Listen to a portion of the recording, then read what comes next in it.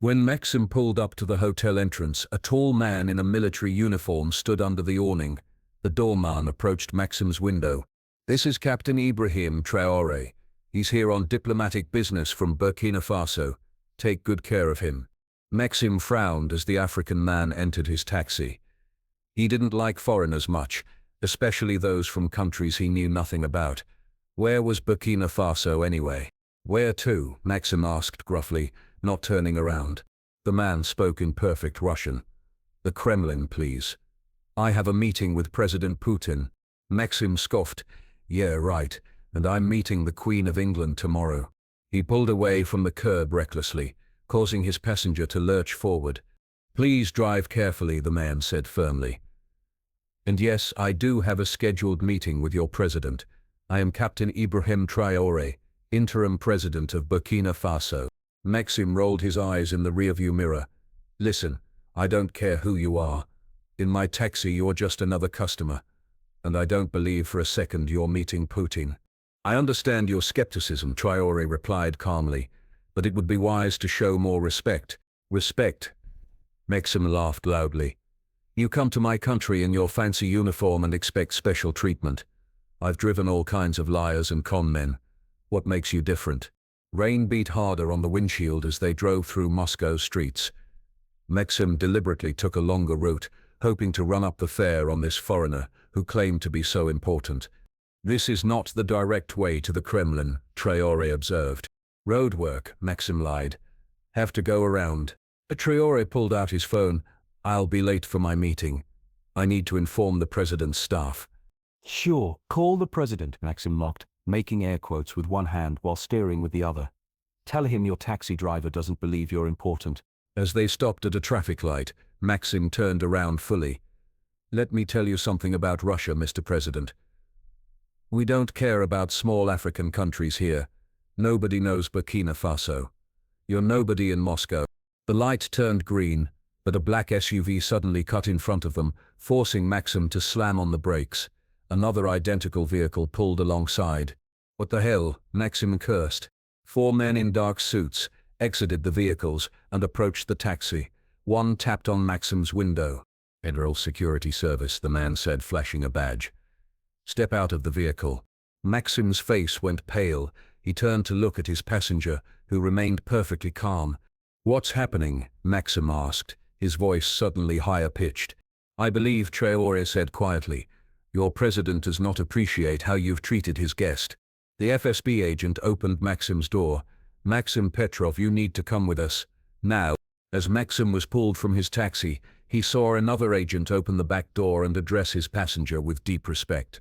"Captain Traoré, we apologize for the delay. President Putin is waiting for you." The last thing Maxim saw before being pushed into the black SUV was his passenger being escorted to a luxury limousine that had just arrived. What had he done? And how did President Putin know about it already?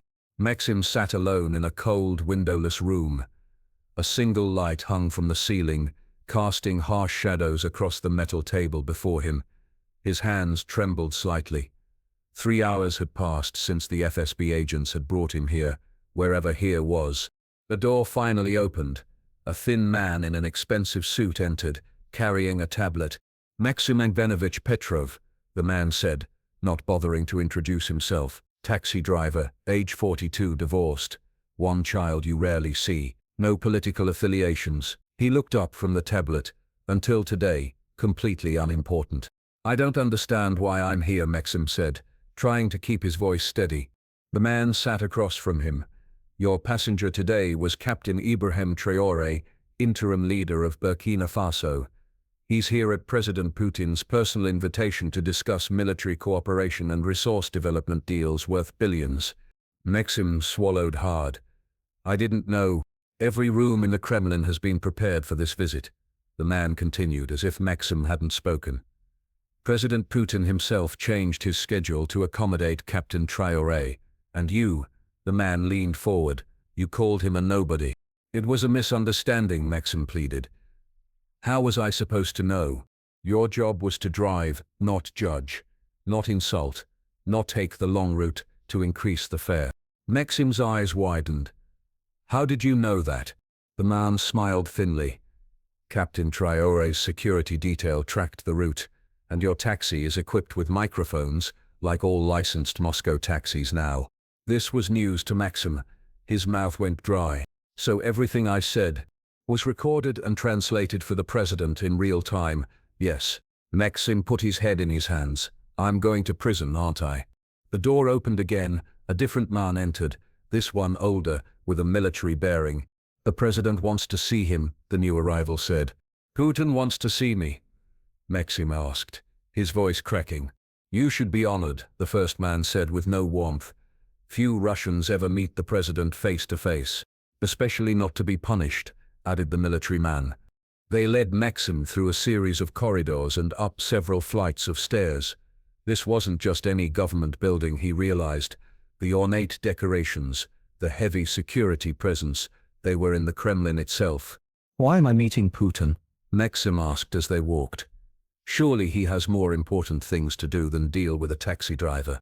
International relations are delicate, the first man explained. Captain Traoré represents a new wave of leadership in Africa that looks to Russia instead of Western powers. Your disrespect was not just to him, but to Traorés's strategic interests in Africa. They stopped before an imposing wooden door guarded by 2 soldiers. The president is finishing his meeting with Captain Traoré, the military man said. You will wait until called. Maxim stood there, heart pounding. Through the thick door he could hear muffled voices speaking French. One was deep and authoritative. Putin, he assumed.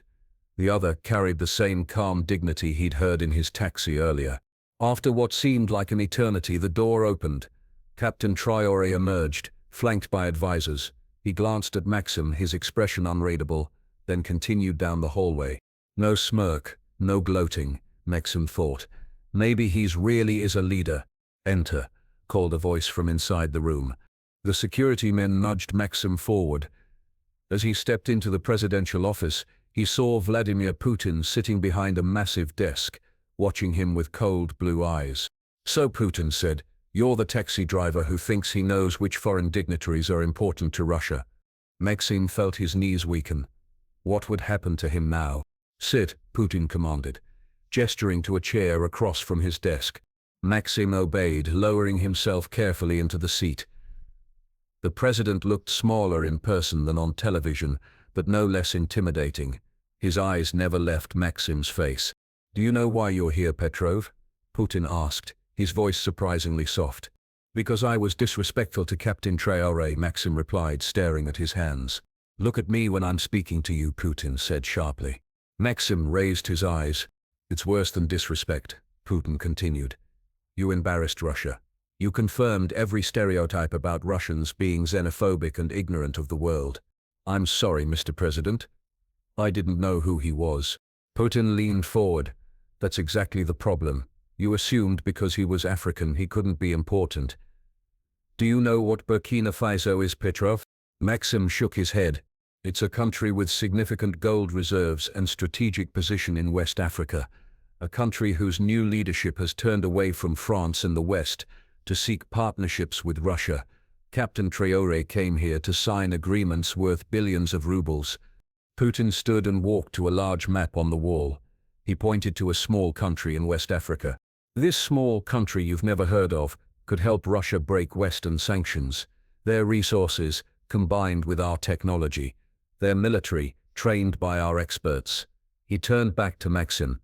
But international relations depend on respect, something you failed to show.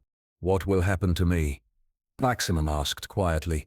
Putin returned to his desk and opened a folder. Your file says you were in the army for 4 years. You served in Chechnya. Yes, Mr. President, Second Chechen War.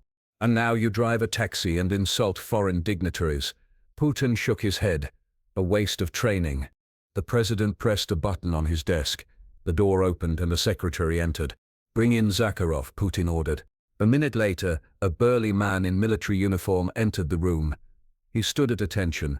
Colonel Zakharov, this is Maxim Petrov, former infantry, now a taxi driver with a loose tongue. Putin gestured between them. Petrov, Colonel Zakharov, runs our turn program for the Burkina Faso military. Maxim nodded nervously at the colonel. Putin continued.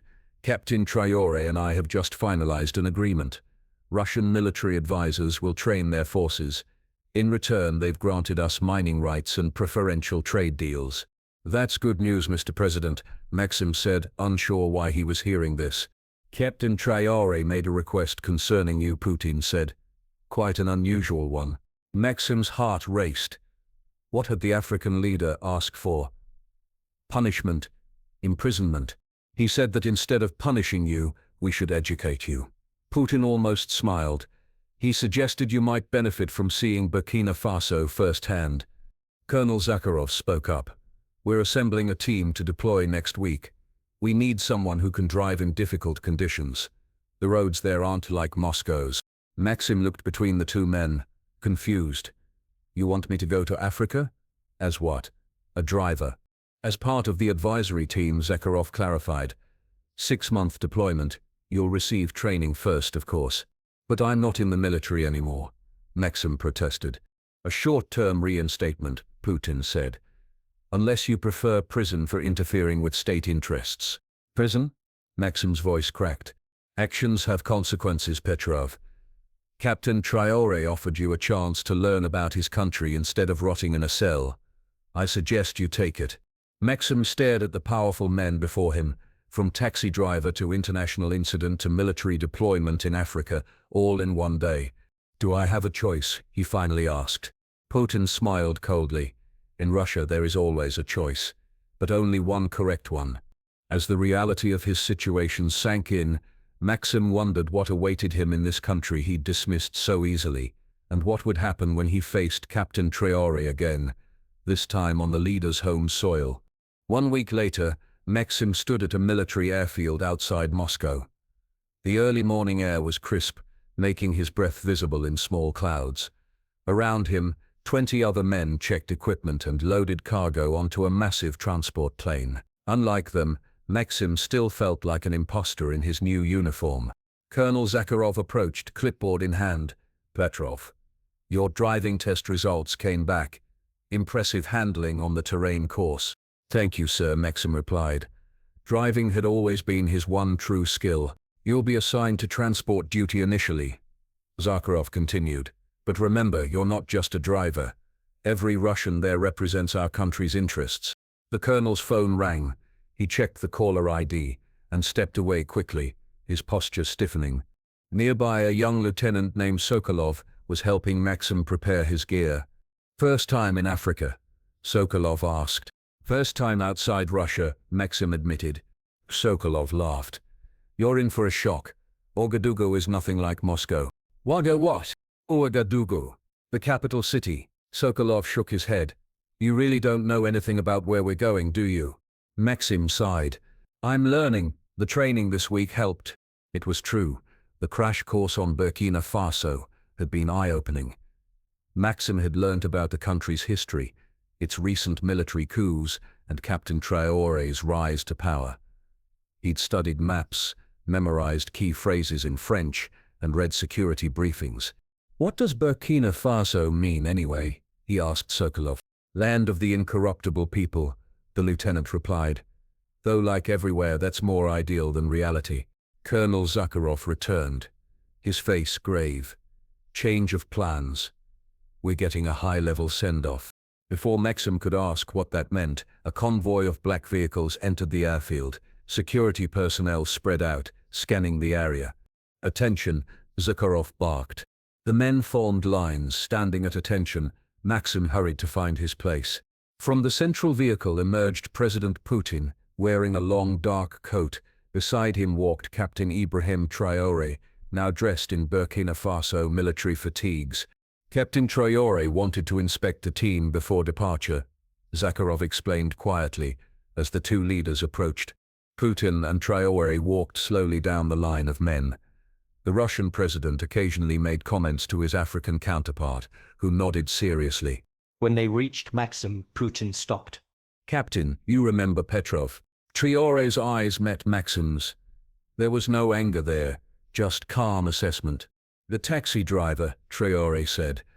How are you finding military life again, Mr. Petrov? Maxim swallowed. Different than I remembered, sir. Are you ready to see my country? Yes, sir. I've been studying about Burkina Faso. A slight smile crossed Traoré's face. Books and briefings can only teach so much. The real education begins when you arrive. Putin cut in. Petrov has been assigned as your personal driver when you return next month. A gesture of Russia's commitment to your security. This was news to Maxim. Personal driver to the man he'd insulted. His shock must have shown on his face. Is there a problem with this assignment? Putin asked, his tone making it clear there could be only one answer. No, Mr. President. It's an honor, Maxim managed. Traoré studied Maxim carefully. In my country, Mr. Petrov, we have a saying, the same sun that melts wax hardens clay. This experience will reveal your true character. With that cryptic statement, the two leaders moved on, continuing their inspection. Later, as Maxim boarded the transport plane, Sokolov nudged him.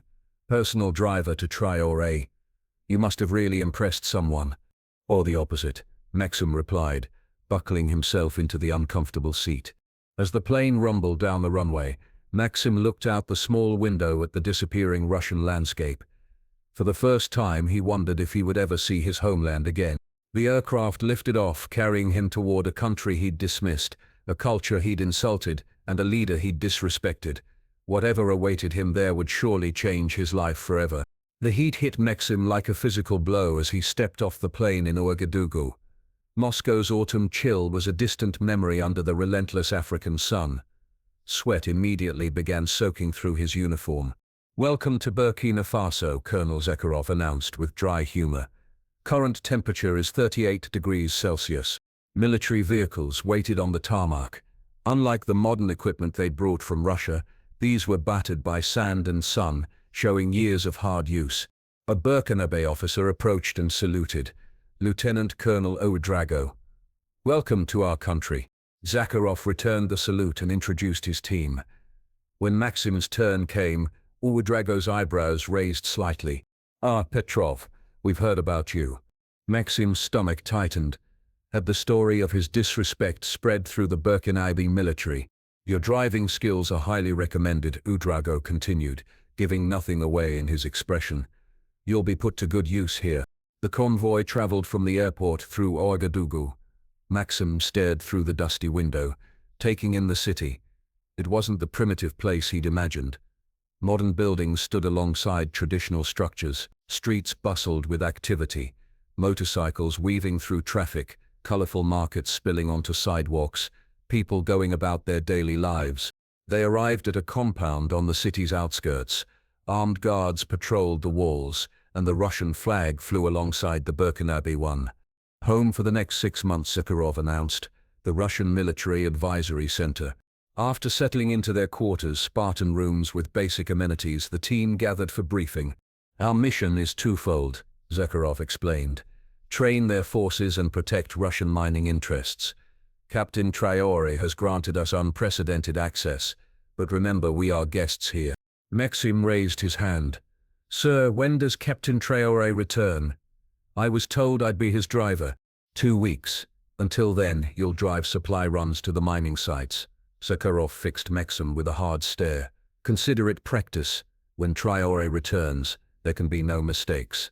The next days passed in a blur of activity. Maxim drove Russian engineers to gold mines in remote areas, navigating roads that barely deserved the name. The terrain was challenging.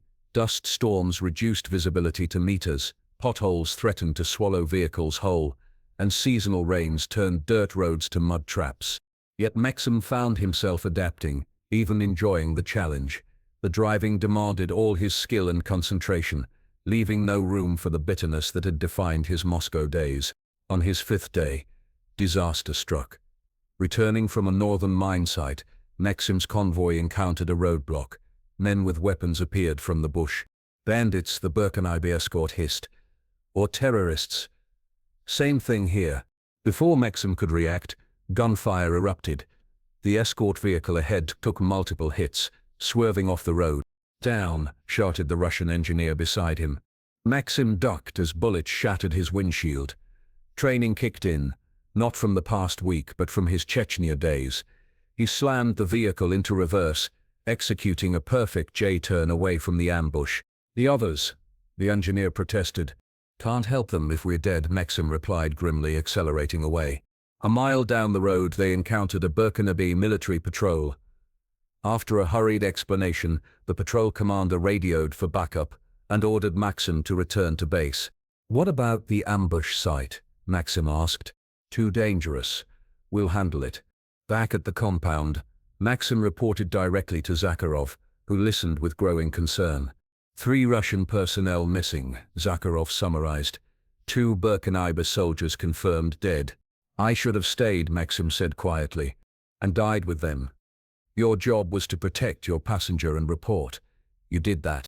Later that night, as Maxim lay on his cot, unable to sleep, a messenger came to his door. Colonel Zakharov wants you, now. In the communications room, Zakharov stood before a secure video link. On the screen was President Putin. Petrov, report what happened. Every detail, Zakharov ordered. For the next 15 minutes, Maxim described the ambush to the Russian president, who listened without interruption. When Maxim finished, Putin asked, "And you're certain they targeted the Russian vehicles specifically?" "Yes, Mr. President. They ignored local traffic before we arrived." Putin's face hardened. "Colonel, implement Security Protocol 3. Petrov, your new assignment starts immediately." "Sir, Captain Traoré has been informed of the attack. He's returning tomorrow, not in 2 weeks. You will meet his plane and remain his driver and bodyguard until further notice." Maxim was stunned. "Bodyguard? I'm not qualified." "You survived combat in Chechnya and an ambush here," Putin interrupted. "That's qualification enough. Captain Traoré specifically requested you after hearing your actions today." The screen went dark, leaving Maxim staring at his own reflection. "Get some rest," Zakharov advised. "Tomorrow you guard the man you once insulted, the man who now holds your fate in his hands." Maxim stood at attention on the airfield, squinting against the morning sun. The president's plane was due any minute. His new security uniform felt stiff and unfamiliar, the sidearm heavy on his hip. "Nervous?" asked Sokolov, who had been assigned as his partner. "Wouldn't you be?" Maxim wiped sweat from his brow. "Yesterday I was a supply driver. Today I'm guarding a head of state." "A head of state you insulted back in Moscow," Sokolov reminded him with a smirk. "Maybe he's bringing you close to get revenge. Thanks for that comforting thought." The distant drone of engines announced the plane's approach. As it taxied to a stop, Burkina soldiers formed an honor guard. Colonel Zakharov stood nearby with local military officials, all at attention. Captain Traoré descended the steps first, followed by his advisors. He wore a simple military uniform with minimal decoration, a stark contrast to the ornate dress of other officials present. After greeting the welcoming party, Traoré approached the vehicle where Maxim stood. "Mr. Petrov," he said, extending his hand, "I hear you've been having an exciting time in my country."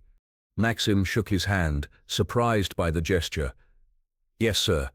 Not quite what I expected. Few things in Burkina Faso are what outsiders expect." Traoré glanced at the armored SUV. "You'll drive. I have matters to discuss on the way." Once inside the vehicle, with Sokolov in the front passenger seat and Traoré alone in the back, Maxim felt the weight of responsibility settle on him. This wasn't just any passenger. As they pulled away from the airfield, part of a 5-vehicle convoy, Traoré leaned forward. "Take the northern route," he instructed. "I want to see the ambush site." Maxim exchanged glances with Sokolov. "Sir, that area hasn't been secured yet. Precisely why I need to see it. My people died there yesterday." There was no arguing with his tone. Maxim radioed the change in plans to the convoy commander, who protested but ultimately relented when Traoré himself got on the radio. An hour later, they approached the attack location. The convoy slowed, security personnel scanning the surroundings with weapons ready. "Stop here," Traoré ordered when they reached the site. Against security protocols, the Burkinabe leader exited the vehicle. After a moment's hesitation, Maxim followed, hand near his weapon. Traoré walked slowly around the ambush site. Burned-out vehicles had been pushed to the roadside. Dark stains marked the earth where blood had been spilled. "4 of my countrymen died here," Traoré said quietly. "2 of your colleagues, too." "The 3rd Russian?" Maxim asked. Found alive 5 kilometers away. Wounded, but will recover.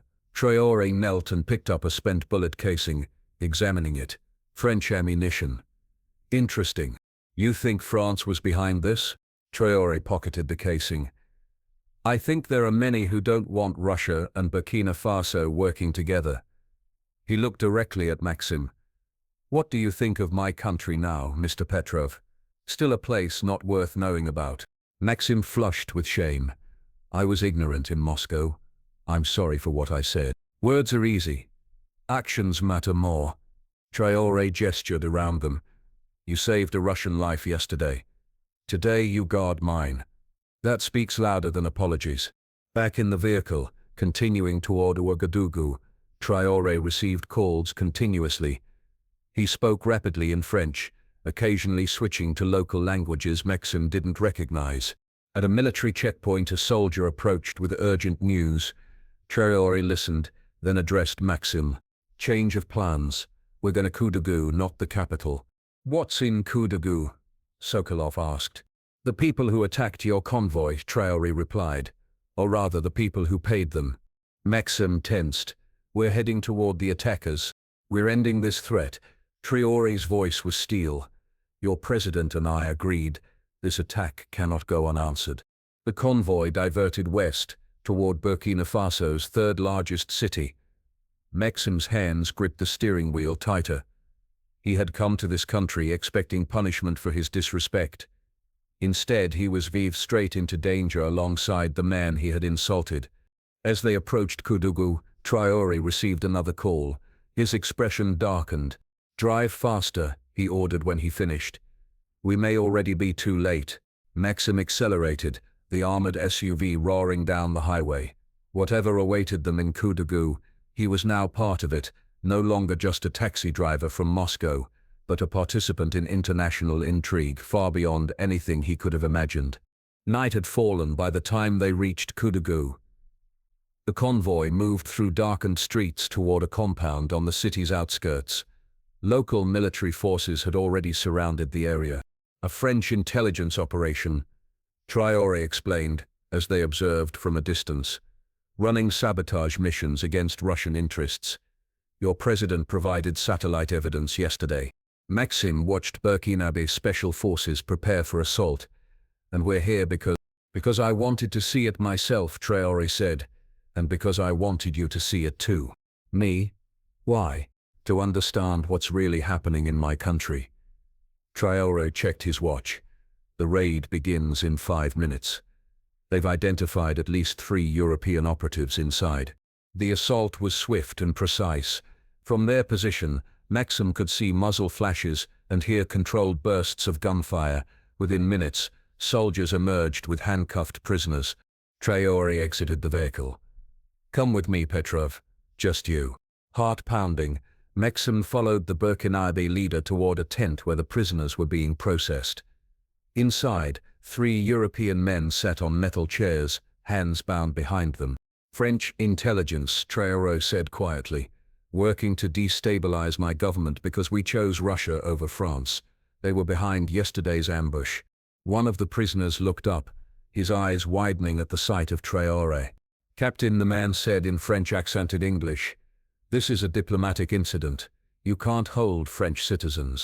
You're not here officially, Traoré replied coldly. France will deny knowing you.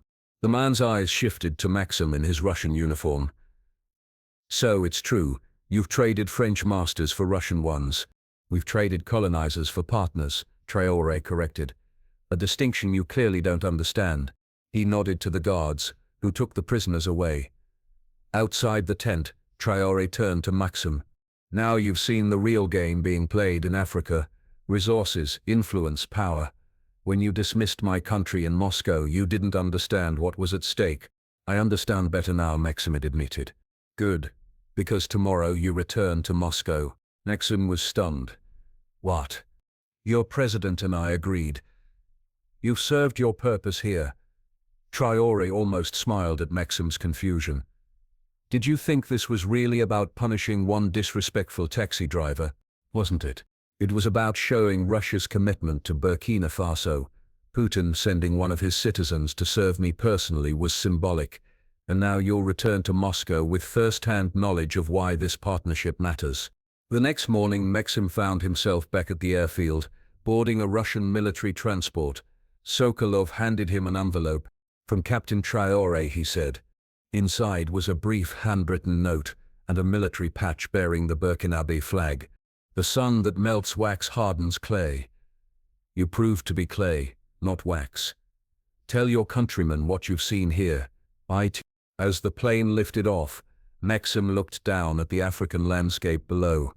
3 weeks ago, he'd been a bitter taxi driver, insulting a foreigner he knew nothing about. Now he was returning home transformed, carrying stories few Russians would believe. His phone buzzed with a message from an unknown number. Report to the Kremlin upon landing. President Putin is expecting your debrief. Your taxi license has been reinstated as well. Maxim smiled to himself. He would drive again in Moscow, but never again would he judge a passenger by appearances. Some lessons could only be learned the hard way, like respecting a foreign leader in your taxi, because you never knew when Vladimir Putin might be listening. The end.